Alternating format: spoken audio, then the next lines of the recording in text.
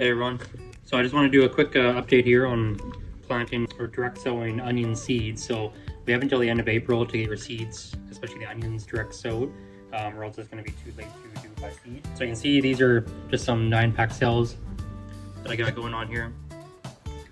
I already wet the soil, packed the soil in there just gently to make it even.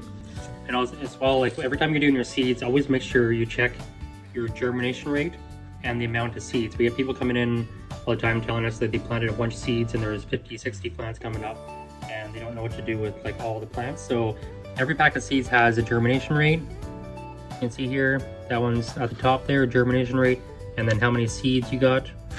So the Walla Walla is just like 95% germination rate to 240 seeds. So you really don't need to be throwing in 240 seeds in a 9-pack cell of soil. You know, I mean, unless you're gonna separate that many seeds. You can see the seeds are actually fairly small. So do your best. I mean, at 95% germination rate, I'll do anywhere from like 6 to say 8 seeds per little module here. I'll be separating them myself and planting them out in my garden. So I do eat a lot of onions. I like the onion family, so I do quite a few onions for our family as well. So like I said, anywhere from, I'm doing anywhere from 8 to 10 per cell here. And then once you're also done too, like when the plant's starting to grow, you want to separate them if you can without shocking them. So try to get in there and separate them before they get too root bound, for one, so then, you know, less stress on the plant. Plant each one out. And also too, like when you first plant them, they will look a little bit sad and kind of droopy. Most of them should lift up again, take root, and go from there.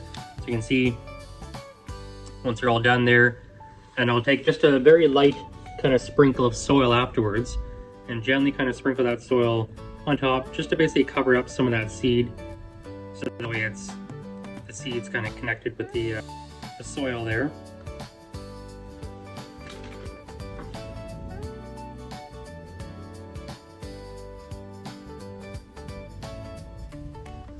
Again, you don't want to have too much soil and cover them up so they don't sprout.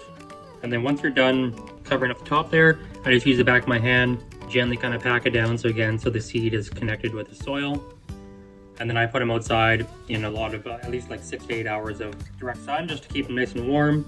And then once they germinate, keep them fairly moist, not overly too wet. I let them dry a little bit on top between their watering and until they really get going. And then when they're ready to replant, again, like I said, separate them gently apart, replant them, and they should take from there.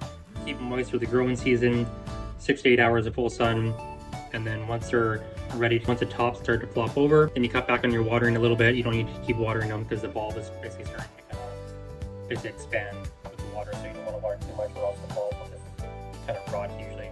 Alright, so hopefully that tip helps you guys out, and let us know how your onions go this year. See you again soon.